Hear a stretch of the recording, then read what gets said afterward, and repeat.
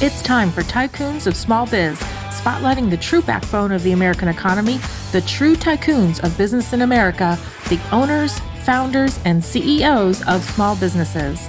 The show's hosts, Austin Peterson and Landon Mance, are registered representatives of Lincoln Financial Advisors Corporation, a broker-dealer member SIPC, and registered investment advisor. The views expressed by your hosts, Austin and Landon, are not necessarily the views of Lincoln Financial Advisors. Let's lean in as Austin and Landon connect with this week's Tycoons. Good afternoon, Tycoons, and welcome to today's episode of Tycoons of Small Biz. I'm your host, as always, Austin Peterson, joined by the best co-host in the business, Landon Mance, and you are listening to Tycoons of Small Biz. We are a radio program / podcast that is by small business for small business. And what I mean is that we have small business running through our blood, literally. Landon and I are both children of entrepreneurs and have been involved in family-owned businesses our entire lives. And we put together this program to highlight small businesses, allow them to come in, tell their story, give advice, and hopefully the listeners are gaining some value from that as well. So with that in mind, today we have a definite tycoon on the show with us today, and we're happy to have him in studio, even though he's from Southern California, here in Tempe today with us in the Valley of the Sun. Dave Euse, CEO and co-founder of Save On Services. Dave, welcome to the studio. Hey guys, thanks. I really appreciate being here and good to be meeting up. Yeah, we're excited to have you come in and tell your story. We obviously talked a little bit before the show. We know a little bit about kind of your interests, but before we jump into the business side of things and what it is that you guys do at Save On Services and, you know, kind of your business background, why don't you tell us a little bit about you personally? Where did you grow up? What's your family life like? Do you have kids? Are you married? Those sorts of things. And then you can even talk a little bit about what I know you've been doing for the last few years as well, and then we'll jump into the business side after that. Sure. Well, it kind of all started, born in Florida, raised mostly in Ohio, avid Browns fan, still today. But I grew up shoveling snow, mowing grass, and, you know, that was the kickoff for my entrepreneurial spirit. Middle of 5 kids, and, Mom always said about me that I was going to be a self-starter because I didn't really require the smack on the butt be coming out. So, but it's been a great journey. Moved out to the West Coast when I was about 20 and never really looked back. Still have lots of family back east, Florida and Ohio. But I've kind of enjoyed the West Coast. But in 2006, bought a motor coach and started traveling full-time around our beautiful country and just really been enjoying that lifestyle even today. I am single, but I do have 2 daughters, both in their 30s. One of them made me a grandfather about 5 years ago. So Levi is the apple of Grandpa's eye. And I got word last week that my daughter is going to be having their second child. So Levi is going to get a little brother or a little daughter here soon. My youngest daughter's planning on being married here in May. So we're looking forward to that. So a lot of good things happening in my life right now. And just feel very grateful for all of the things that are happening. Yeah, that's awesome. I think, a couple things that stick out already. We talked before the show started about how you used to live here in Arizona and moved, to California, or really you're kind of, living full-time in the motor coach. But I mentioned, not many people go from Arizona to California. It's typically the other way around, California to Arizona. And same thing with Florida to Ohio. It's usually Ohio to Florida when you retire. So it's interesting that you've gone 2 directions, the opposite of what most people do. When I came out from Ohio and went to California, I did come to Arizona from California. And then eventually that's when I bought the motorhome and started traveling from here. Right now I'm over in the West Coast, just north of San Diego, kind of close to my kids and my grandson. I've always enjoyed the Valley of the Sun. It's, a couple of tough months in the summertime, but other than that, it's just a beautiful area, and I've kind of watched it grow up. So we visited over the years. We've lived here since 2014, my wife and I and our kids. And, I remember the first time we visited, my brother-in-law, who's lived here for almost 30 years now, moved here from the D.C. area after he finished graduate school, was trying to convince us to move. And, it was Thanksgiving morning. We're playing golf, on Thanksgiving morning while my wife and his wife are home cooking dinner. We're not we're not pigs, but that was just The moment. what happened that day. And so we went and played golf, and he was pointing out that house is, I think he said $90,000, and we were living in Orange County at the time, and he's like, you can have that house right here on the golf course for $90,000, and I'm thinking, but can I do the heat? Like, is it possible for me to do the heat? And then fast forward, we were looking for a change. We'd moved from Southern California to outside of Salt Lake City, Utah.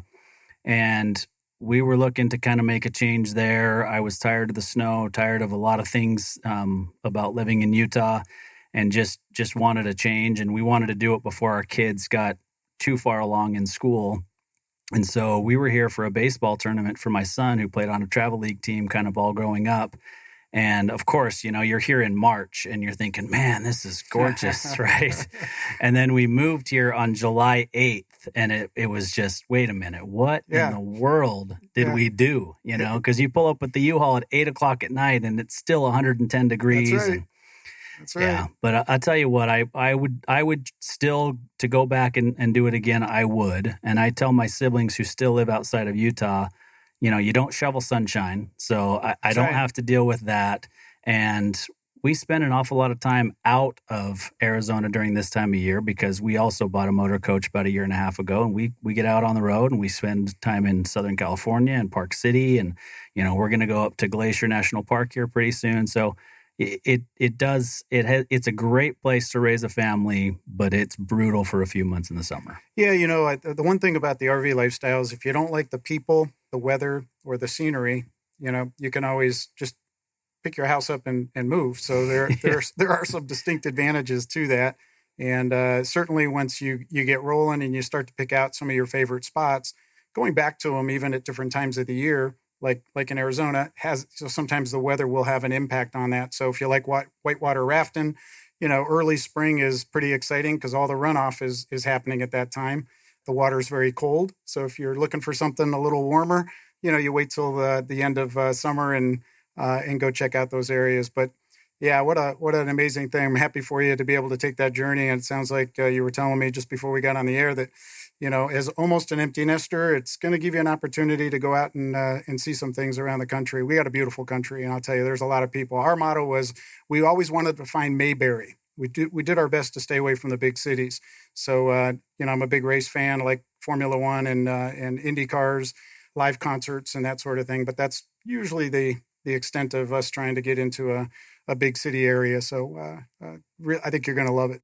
Yeah, I'm excited for it. I think it'll be great. My wife is still on the fence about it. But the one thing that this pandemic has done for all of us is given us the ability to realize that, we don't have to be tied down to a specific office. That's right. We can do a lot of things on the road. I've hosted this radio program multiple times from the RV and other places on the road, sitting in campgrounds. I mean, there's been times where Landon and I've been on Zoom meetings, and, a train that's outside of Park City called the Heber Creeper that just kind of, it's like a scenic view train or whatever, passed right behind me, blew the train whistle super loud when we're in the Zoom. But you know what? It's acceptable now. That's right. And Landon and I have found that we're actually more efficient as business owners by doing things virtually for our clients who are also business owners, because neither one of us has to get in and go across town or hop on an airplane, worse yet, to go and meet with them. We can do it via Zoom, and we're actually more efficient because we're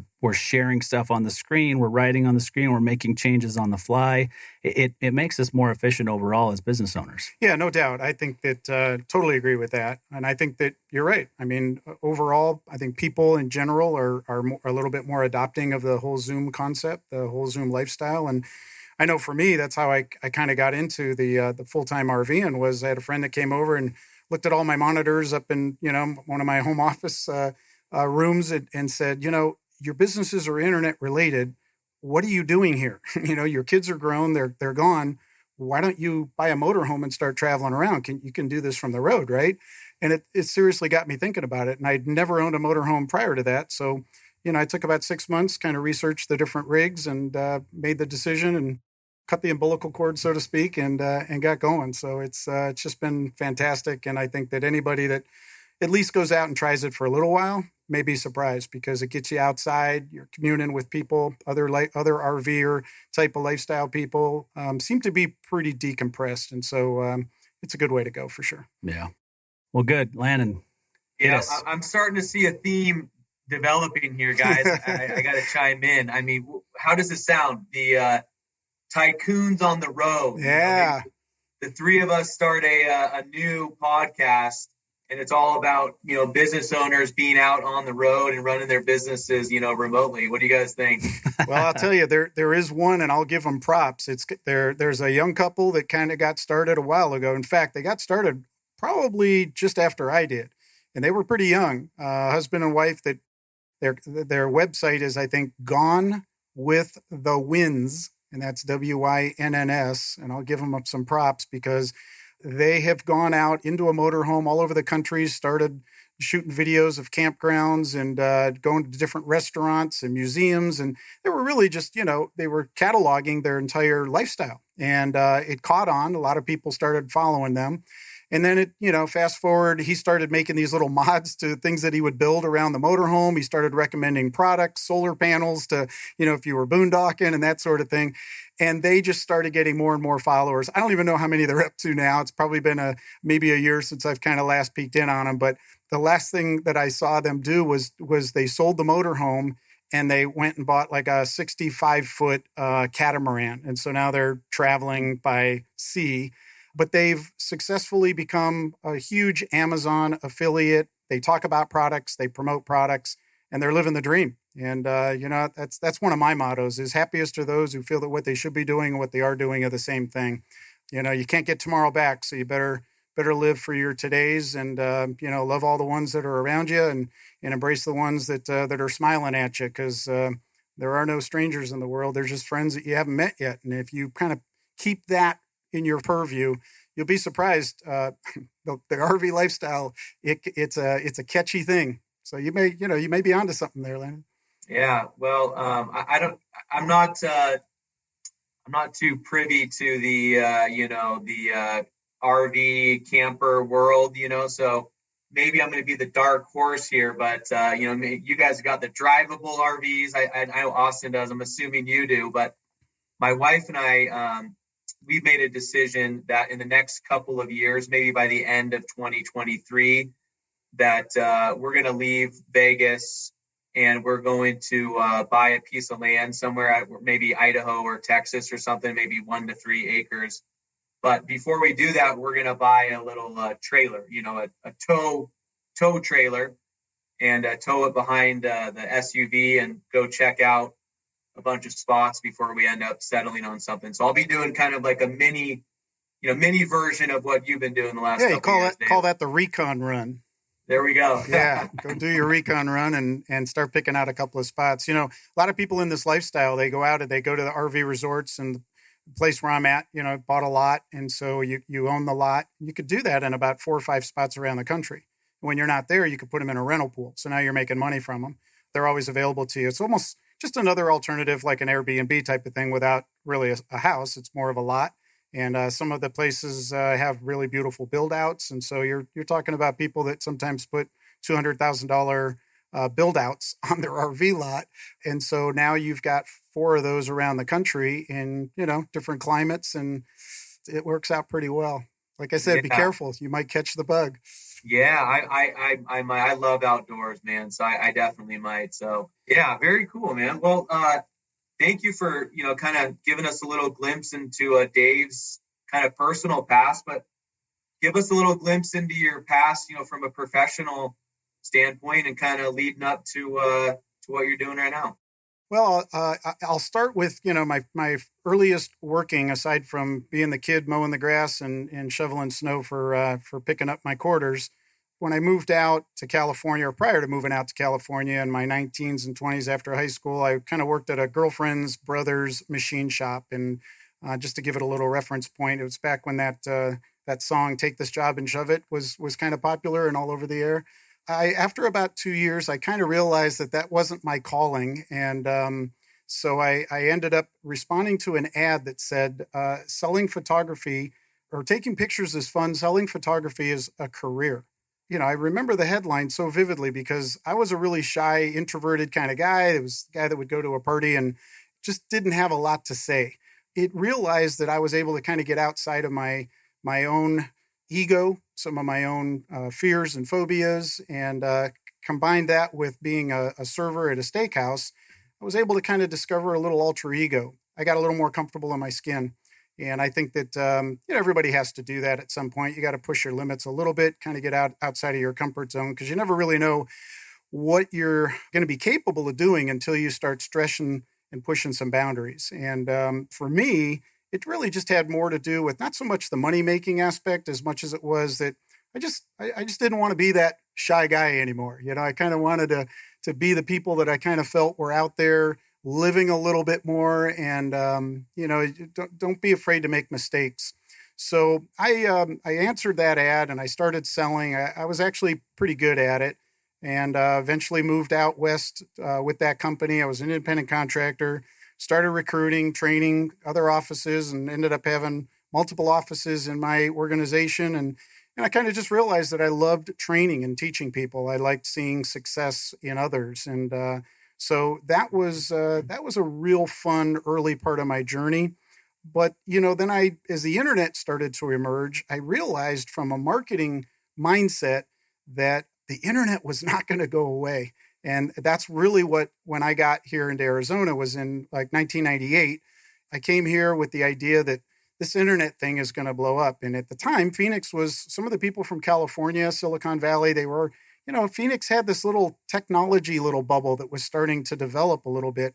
And I said, I'm going to go there and I'm going to learn from some people that are doing this internet thing, because I don't know what it's going to do, but I have a feeling it's going to be pretty good. And I guessed right. I came here, met a couple of people, created a website called searchaz.com.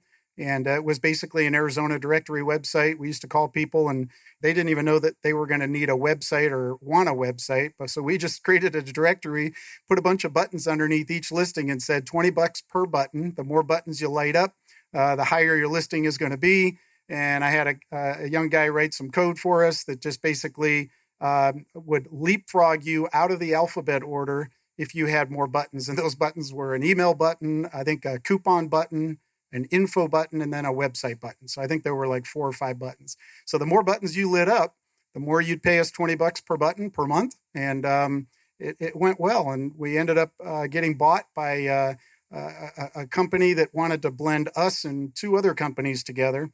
We didn't know it at the time, but believe it or not, we were trying to put together a thing that would have been called Amazon. And it was the I Am Sure network. And unfortunately, it was right before the dot-com bubble burst, and we ended up, losing the opportunity, the window of time. But it sure taught me a thing or two about the internet and about people and scaling and putting businesses together. So my next jump was to study search engine optimization, because I was fascinated. I love learning, and I was fascinated by how do search engines actually decide how they're going to rank websites, And at the time, Google wasn't even on the map at that point. So here we are in about the year 2000. And, I really took a passion to it, and I started studying everything I could. There wasn't even a cottage industry called SEO, search engine optimization. Hadn't even really been born. I think it came around in 97, 98. But I got good at it. I started a little website called metatagmd.com, and I just started offering people free website evaluations. And they started responding, and we started taking clients on, optimizing their websites, getting them rankings, and built a little reputation of being able to be a kind of a good underground SEO guy. And so the next leap there was then to go ahead and start creating websites that we owned and controlled.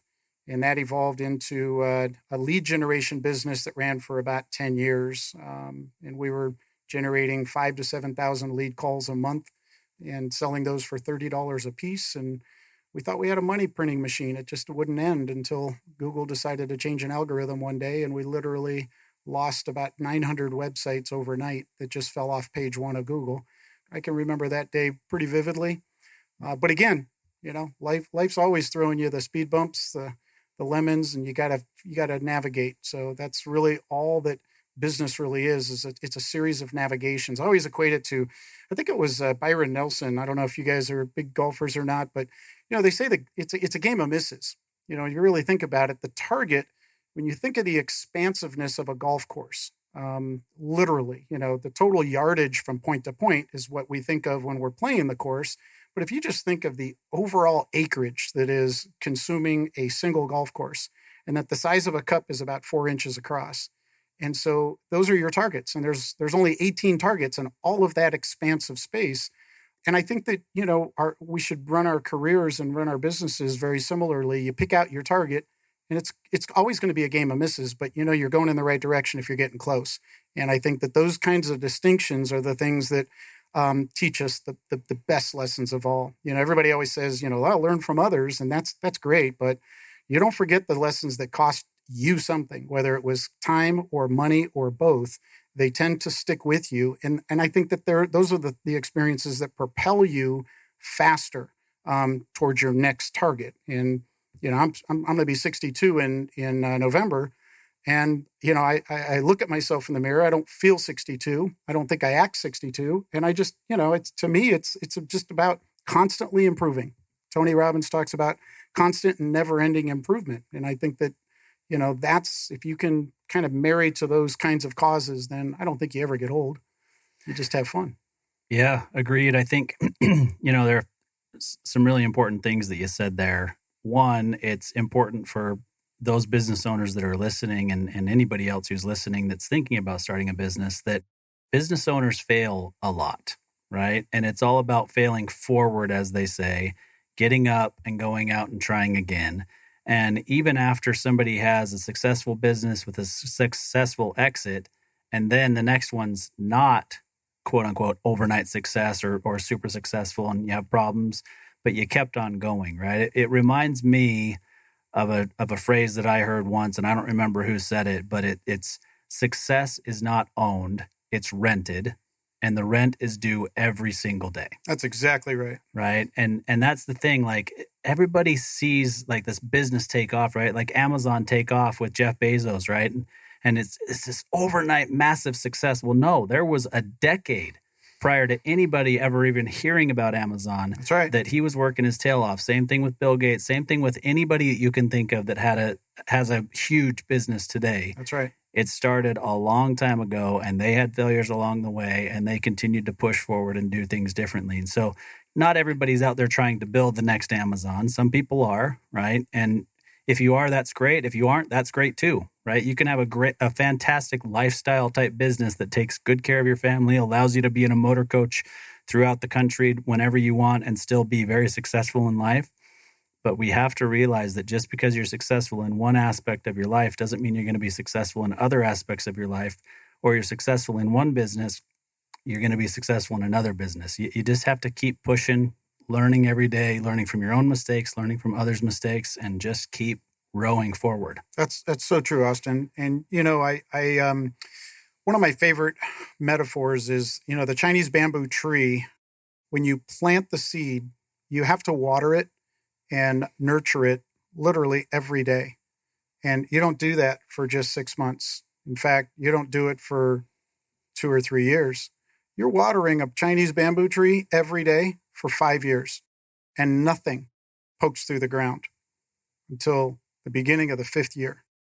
But in the first 6 weeks of the 5th year, it goes almost 45 to 90 feet in the first 6 weeks of the 5th year. They say that you could almost sit there and watch it grow because the growth is so impressive, but it takes 5 years. So the question is, a lot of times entrepreneurs and people that are, entertaining the idea of getting into their own business. First off, always pick something that starts your motor in the morning. It's got to be something. Making money is, it's a scoreboard event. That's really what it is, right? What is it that, if you're talking sports, you've got, basketball, football, baseball, hockey, the 4 majors, and all of them have one thing in common. They have a goal. If you take the hoops off the backboard, there's no goal. Take the nets out of hockey, no goal. Take the end zones off of football, no goal. How do you keep score? So keeping score in your business is, and making money is nothing more than really a scoreboard that creates your freedom. And that freedom is your time. And so when you can get to the point where you're creating enough freedom in your life, really the way that I look at it is I've created time for me to enjoy my freedom, right? So I think that when you get to identifying that if you're going to go in business, if you're going to start something, pick out something that you're passionate about, because then you're not, you've heard the phrase, you don't work a day in your life if you're really waking up every day doing something that you enjoy. If you happen to make great money at it, that's awesome, but just find a way to bring some good excitement to what you're doing, and don't expect it to happen overnight. It's the Chinese bamboo tree. You gotta make some deposits if you're going to make some withdrawals, So I had one of my earliest mentors, he said, Dave, you may have a fireplace in your house, but somebody still has to go down and chop the tree down and then buzz it into sections and then split it. And then you have to allow it to stay outside in a split form so it dries, because you can't burn green wood, right? And he says, so think about all the time to grow the tree, to chop the tree, section the tree, split the tree, let it dry before you ever get something out of it in your fireplace. And, you have to be willing to do the work and put the wood into the fireplace, because you can't look at it and tell you to throw out some heat until you've put in the work. So it's always stuck with me. It's been a really great little metaphor. So that one and the Chinese bamboo tree are just some of my favorites. They resonate with me and people that I coach and talk to, and clients that I have. It's just, I think it's just so true. And no matter what you're doing, you got to put in the work. Yeah, no doubt. I think we talked about this a few weeks. Well, actually, I guess it was just me, because Landon was coming back from California. We had a guest on that does commercial real estate. And we talked about how in his industry, and really in Landon and I's industry, if you want to build your business the right way, you better plan on not making any money for probably 3 years, and not making any real money for 5 years, right? And that's what dissuades a lot of people from getting involved. But that's how that quote unquote overnight success happens, is all of a sudden Landon and Austin, or Richard, the guest that was on before, have this great business that generates great income. They're really good at it. They've got a good following, but you have to plant that seed early and water it every single day for a long period of time before those fruits really manifest. Yeah. And that's so true, because there's a lot of times where we only hear of the successes, because those are the ones that sometimes hit the airwaves, right? But a lot of people don't know that Michael Jordan, one of the greatest basketball players in NBA history, he actually has missed more game-winning shots than shots that he's made. And if you think about that for a second, there's what are the ones that you see on ESPN? They always showed it going in, and they always showed the arms up and everybody excited. But he actually missed more game-winning shots than he's made. And so I think that there's maybe there's an ounce of wisdom in there that, I think that from starting a business, you're exactly right. You just have to be willing to put the work in and celebrate your wins and learn from your losses. But yeah, I think from an economic standpoint, realize that if you feel like you can endure that 3 to 5 year window of making money and getting into profitability, if that's something that you can commit yourself to, then if it happens that way, you're not disappointed. But if it happens sooner, yeah, you got something to get excited about. And by then you've got momentum, and momentum is a wonderful thing. I mean, that's a whole topic in and of itself, but yeah, getting momentum is kind of like getting into the current of the whitewater. You're moving a little bit quicker, and it quickens the heart a little bit too. Yeah. So I'm going to finish the Michael Jordan thing real quick, and then I'm going to let Landon ask a question or two that I know he wants to ask you about what you're doing now. But so the Michael Jordan thing, to finish what you said, he missed more game-winning shots than he made, right? Yep. Kobe Bryant, same thing. All the guys that you think of that hit these clutch shots at the end of the game missed more than they made. But here's the difference. They were willing to take the shot every single time. They want the ball. They miss it that night. They were willing to take that game-winning shot the next night and understand and expect it to actually go in. Yes. Right? That's the mental game. And it's the same thing in business. Is you fail, you make a mistake, it costs you some money, or it costs you a client, or whatever it ends up doing, but you're willing to get up and make the exact same effort the next day. Create the exercise. Yeah. Taking that shot is really important. And, I think that's the difference is a guy like Michael Jordan would take that shot knowing that he's seeing it going in. So he's living in the reward mode of the exercise. And there's a lot of people that get caught up in the fear mode. And, the four letters of the word fear, FEAR, false evidence appearing real. So sometimes when you get the ball in your hand and you're playing the wrong movie in your head, you're playing the fear movie role, you tend to take that shot with reluctance. And our brain is so powerful. They say your subconscious cannot associate fact from fiction.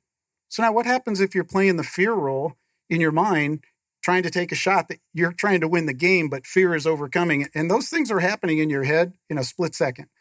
And so I think that's kind of what happens is guys like Kobe, guys like Michael Jordan, all the greats, pick any sport. They want the shot. Wayne Gretzky wanted the shot. He wanted to set somebody up with the perfect assist and, one of the greatest all-time, assist leaders and hockey players. And I think he still lives here in the Valley, doesn't he?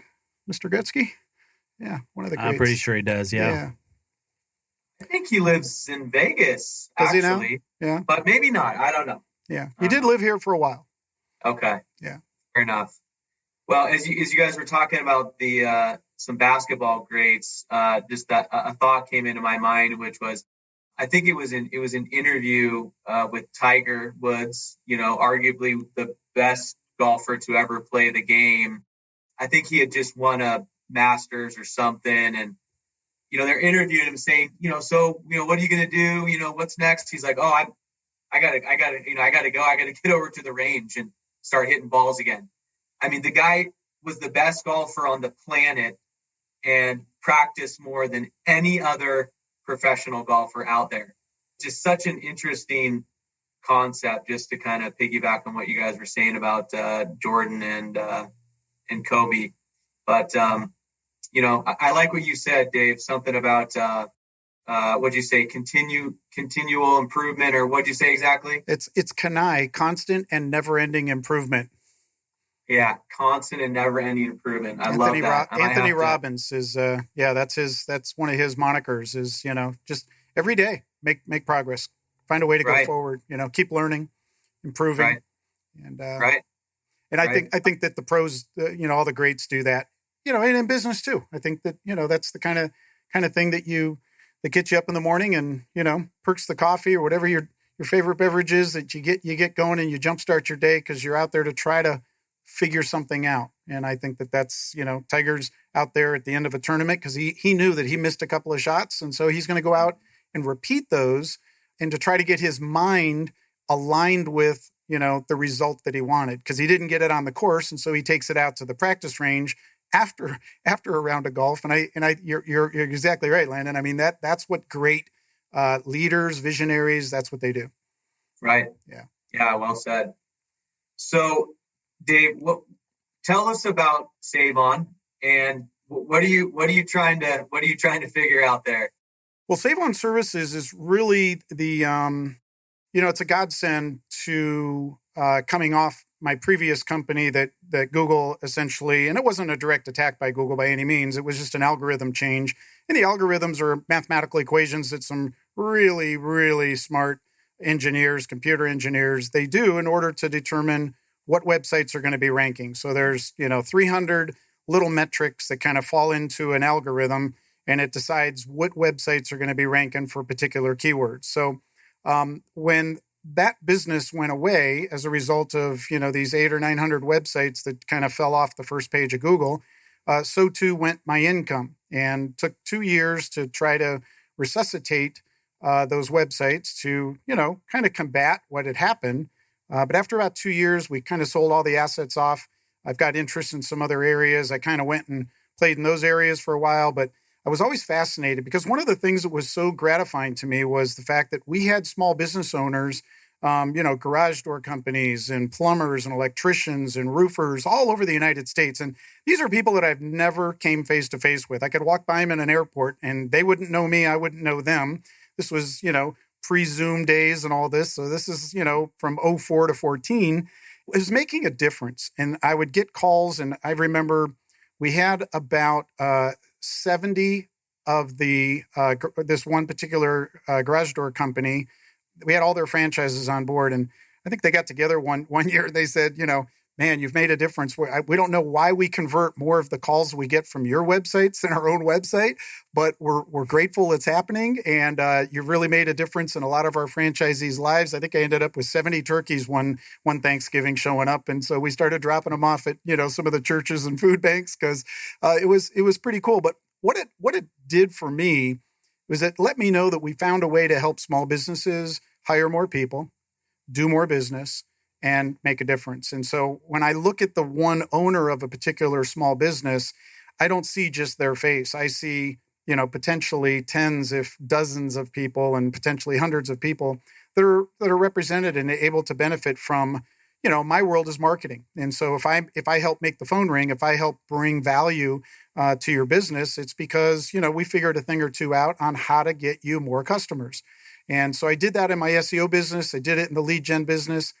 And Save On Services, February 2019, I wake up at about 3 a.m. in the morning of a dead sleep, and I sat up in bed, and the message that was playing in my head was, build lead generation like it's a Costco. And I immediately got up, I went, started banging away, probably only half awake, and I just started writing ideas and just doing a brain dump on what would lead generation look like if it was a membership model, where we literally took the model of lead gen and put it on its head. So today, companies like, Home Advisor, Angie's List, Porch House, Tackle, all fine companies. They provide a service. They generate leads for contractors. Many of them are the ones that are signed up for our service. And we just felt, though, that a lot of times when those leads get sold, because that's what's happening, is that, you see a television commercial, you call and say that I need to get my garage fixed, and you're the consumer now, giving your name, address, phone number, a lot of information directly to somebody through the phone, who's now typing that information in, hitting a keystroke, and now it gets sent out to 7 or 8 contractors in that same market. And I always had a problem with that. My previous company was an exclusive leads program. So if you were the one getting the lead call from us, that was it. You were the only company that was getting that lead. So those contractors, when I'd call them and I'd say, hey, are you using any of the other lead generation sources? They would say, yeah. And it would, the tone of their voice kind of told me a lot. And I realized that I thought we were onto something, because the exclusive leads, semi-exclusive leads, very, very valuable. These guys don't want to have to get a lead call, pay for it, and then quick to the phone, and then worry about somebody coming in and lowballing, their service call fee or whatever it is, because that happens. And so we just felt that Save On Services needed to be something different. I didn't want to go back into lead gen and create something, another variation or another name of a model that's been kind of already regurgitated and it's out there. Because the contractors, those are the ones that kind of told me, do something different. If you could find a way to keep doing the exclusive thing, that'd be great. So that's exactly what Save On Services is we took lead gen, put it on its head. So we literally started calling contractors and said, listen, if we gave you free lead calls, would you be willing to give our members a discount every time they used you? I was asking a serious question, but to them, they were giving me the answers completely the opposite of when I would ask them, do you buy leads from other sources, like Home Advisor, Angie's List, any of those kind of things? It'd be, yeah. So when I said, if I gave you lead calls for free, would you be willing to give our members a discount on what you charge them?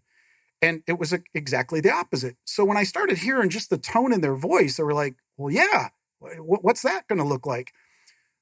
Then it was validation, because the memory, the thing that was stamped on my brain in that 3 a.m. sleep that woke me up was charge consumers a reasonable monthly fee and help them save at least 8, 9, 10x on whatever that fee is going to be.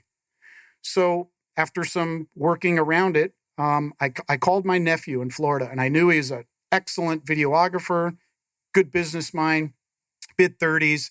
And I said, David, listen, I got this idea to get back into the lead gen business. I think I want to talk with you about it, see if you'd like to partner up on this.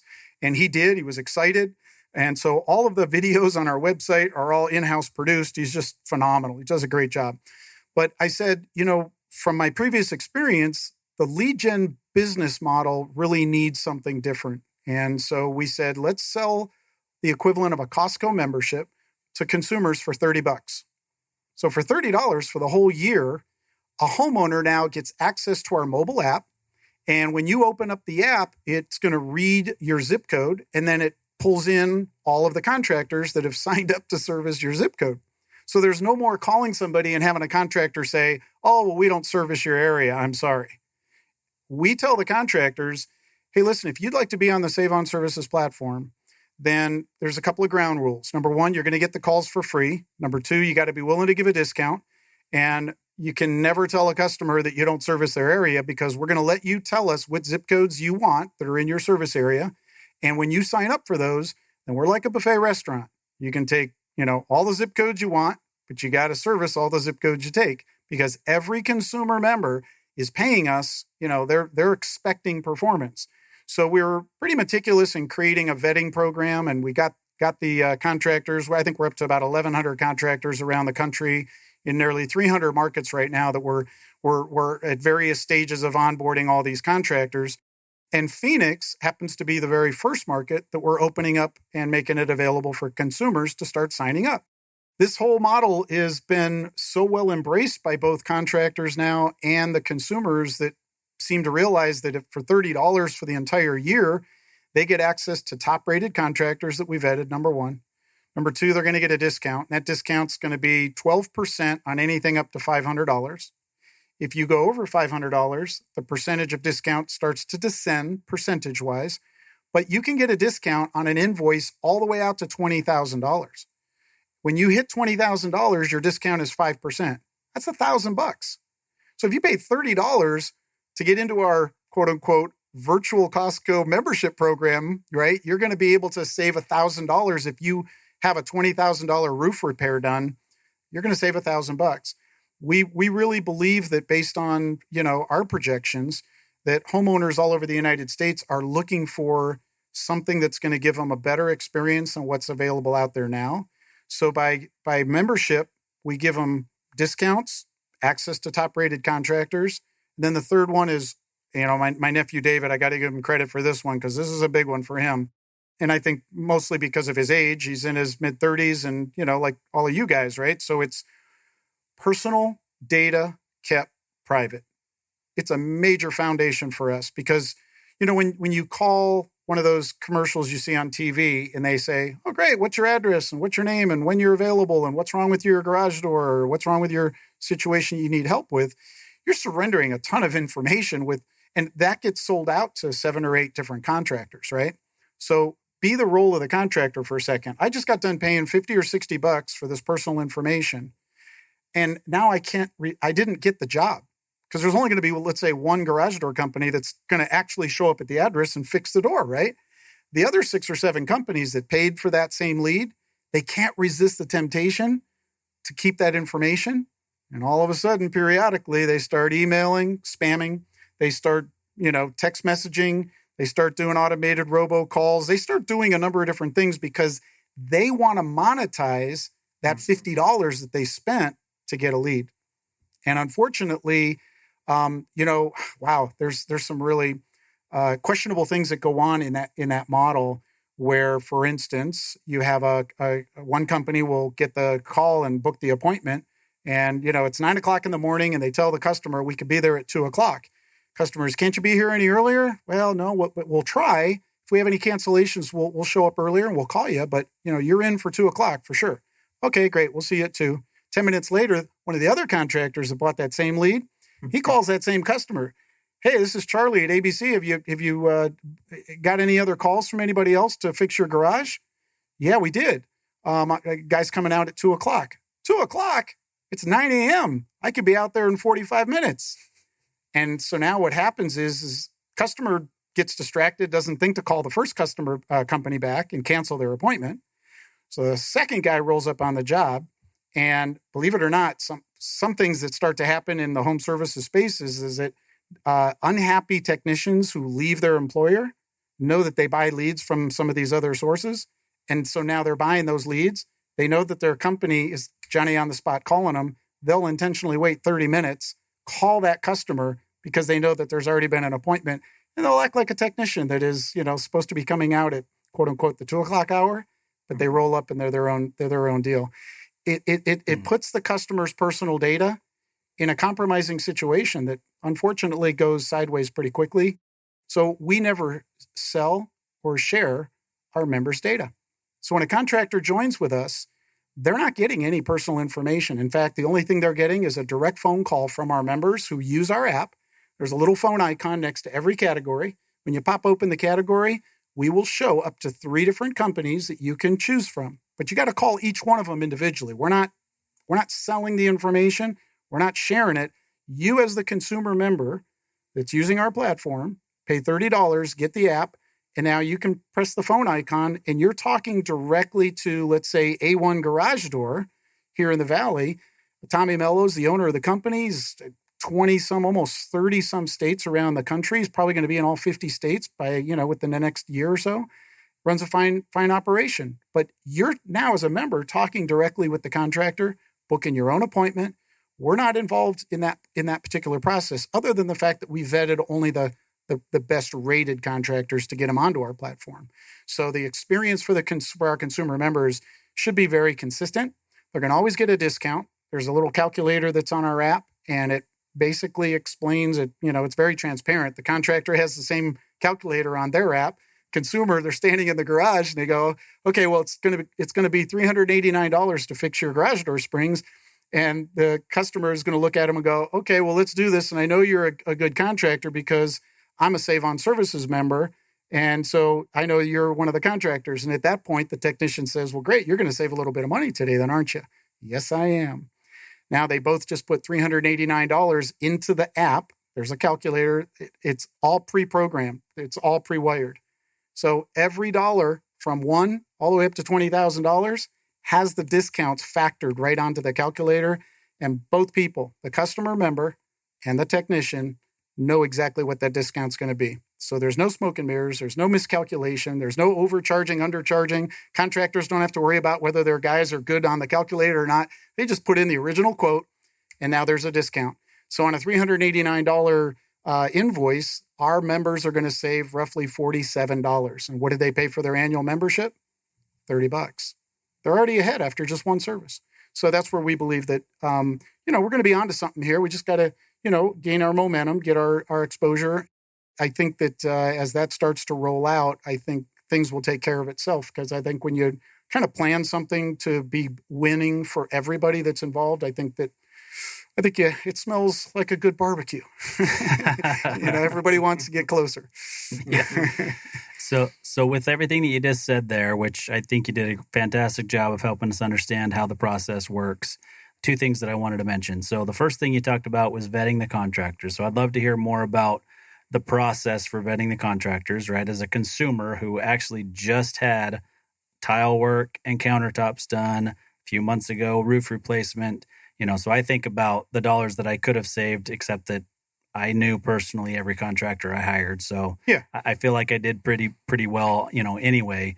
But I'd love to, hear more about the vetting process. And then the next thing that I'd love to hear about is client acquisition is different when you're going directly to the consumer versus trying to find contractors that are starving for leads, right? So I'd love to hear what your process is and what you guys are doing for client acquisition on the consumer side. Great questions. And I think that, the contractors, there's no shortage of contractors in any market around the United States. There's lots of them. We're choosy, just our normal process is they fill out an application on our website and they have to tell us quite a bit about themselves and their company. Speaking about the contractor now. And one of the questions that we ask is, how many technicians, how many trucks, do you do direct mail? We want to get a sense of them being an experienced company, but we won't hold it against somebody if their company is young in its age, because everybody's got to get a start, right? What ends up happening sometimes is you'll have somebody that maybe they are going out on their own. They've been in the industry for 20 years, so they're a really good plumber, and now it's just time for them to, jump out on their own, and that's fine. But what we do look for is a commitment that you're going to be able to scale with us.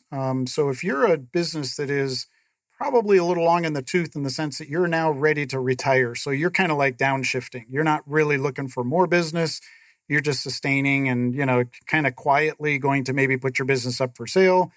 You're probably not going to be a good fit for us because we want contractors that have great reviews, ownership with a vision. I personally interview every single one. I call before we give you the final approval. They're talking to me before we put them onto the platform. So I want to know a little bit more about their business. How do you handle certain circumstances? And once they understand what our model and what our expectations are, the golden rule that we always tell them is we don't have a lot of rules, but there's one that you just can never break. And if you do, you're out. I mean, there's not any second chances. The way that we can keep the validity of our program is that they cannot ask the consumer members if they're a Save on Services member until after they've given a quote.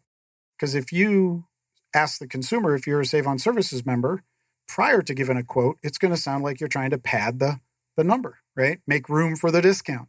So we want all of our consumer members to know that there's that high level of integrity to our program. So when I have these conversations with the contractors, and we've embraced some of the biggest franchises, the biggest carpet cleaner in the world, ChemDry. We sent a communique to Ed Quinlan, the CEO, and he flies out a message across their intranet, their Facebook group, and instantly we've got a couple of hundred franchisees from ChemDry.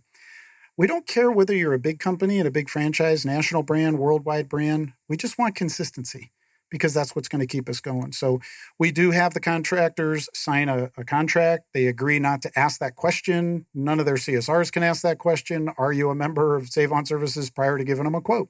So as long as they do a number of things that we require of them, then they fill out a contract. They agree to it. They agree to honor our discount program.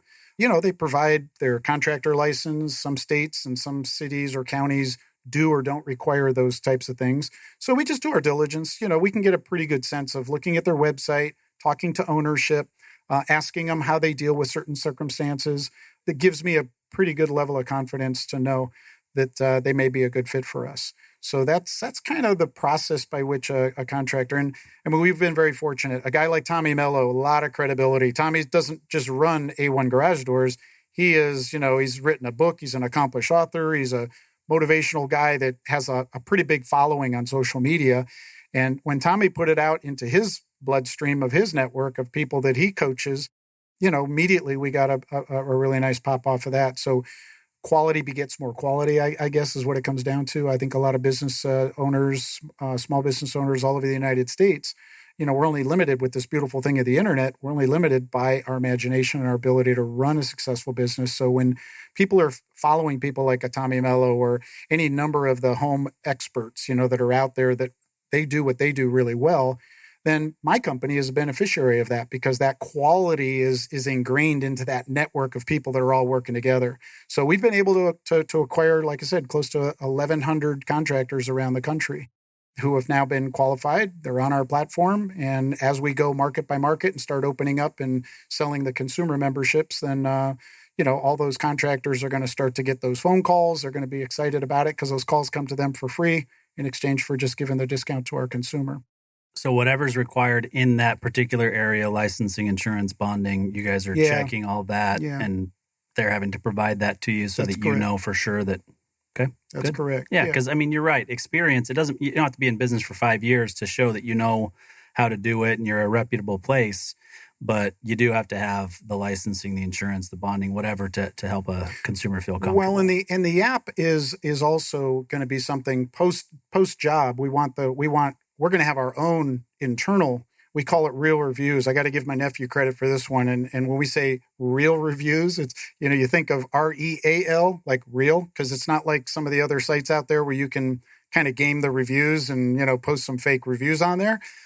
With us, all these reviews are going to be internal on our app. So you can't game it, because the only people that can get into the app as a consumer member is if you have a membership, right? Contractors have to be vetted and qualified, and they're on that side. So the members, when they make a review, it's REEL, like a real. And so kind of like in an Instagram, we're going to have the functionality where the consumer can actually cut a little 15-second or 30-second real review, pop it up. So other members that are living in that same market can now watch these reviews of actual customers, real customers. And many times we're actually going to start to coach our contractors. Hey, encourage your customers, our members, when you're with them, stand in the garage. If you just got done fixing their garage, cut a real review and let them push that up, because it'll help you as a contractor, be qualified to do even better on our platform, just because, you're the one that's invoking and getting these real reviews up. So real reviews are really important to us. It's going to give an opportunity to kind of validate the experience that the contractor has. If their star rating system ever dips below 4, they're probably going to be escorted off our platform. We have to keep our members. They're the ones that are paying our light bill. They're the ones that are keeping everybody happy. If you took Costco and they just did such a poor job where people just weren't renewing their memberships, and by the way, Costco, 100 million plus members in the United States, almost a 92% renewal rate. So when I say that we're patterning ourselves, I say that with complete admiration for that particular brand, because it's not a fancy store inside. There's no grand pianos playing and Christmas trees and and the holiday. It's a warehouse. But what they've done over the years is they've delivered superior customer service. They train their people. I mean, when you look at their badges, they've got 10, 12 years of service on there. That's a good sign of a company doing something right. So we're very fortunate. We've got some good examples out there that we want to kind of try to emulate a little bit. Absolutely. So I'm going to let Landon close out the show. We're running short on time. I think, what we should do is have you come back in a year and report to us how things have gone here in the Phoenix area and update us at that point. But Landon, take us home. Yeah.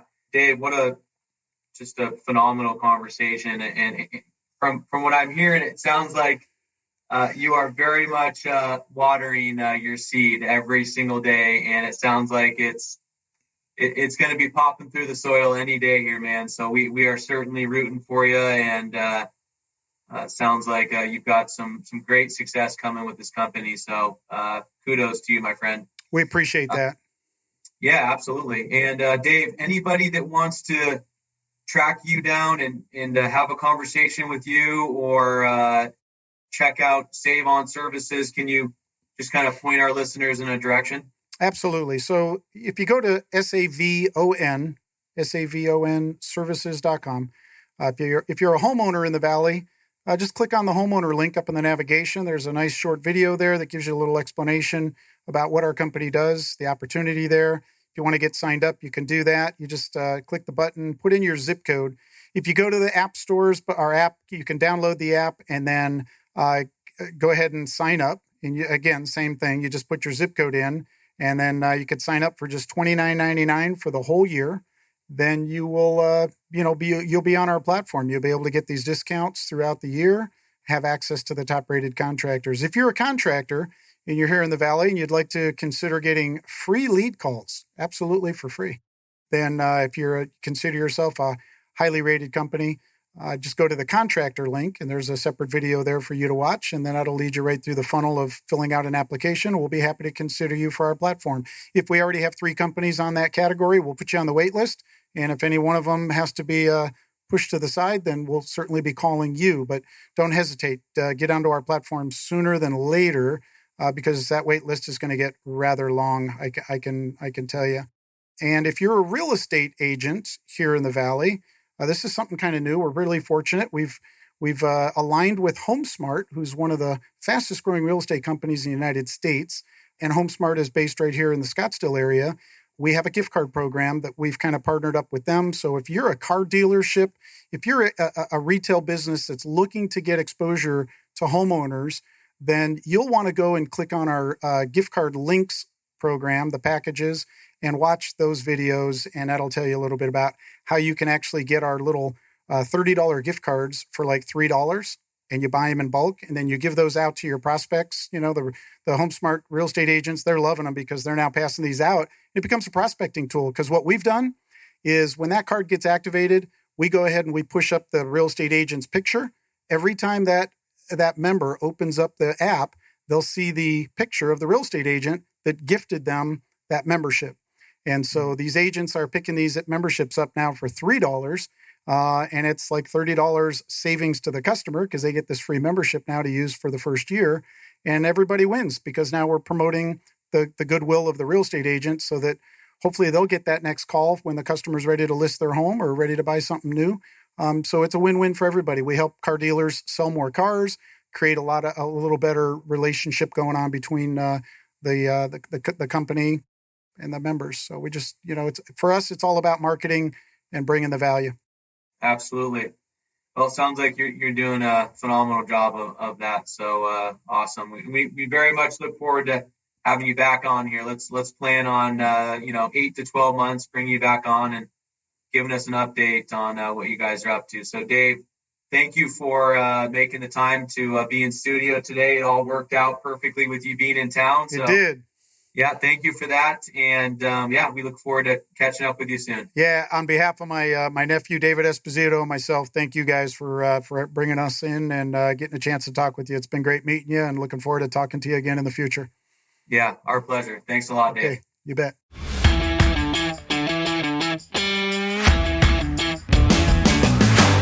You've been listening to Tycoons of Small Biz, proudly hosted by Austin Peterson and Landon Mance.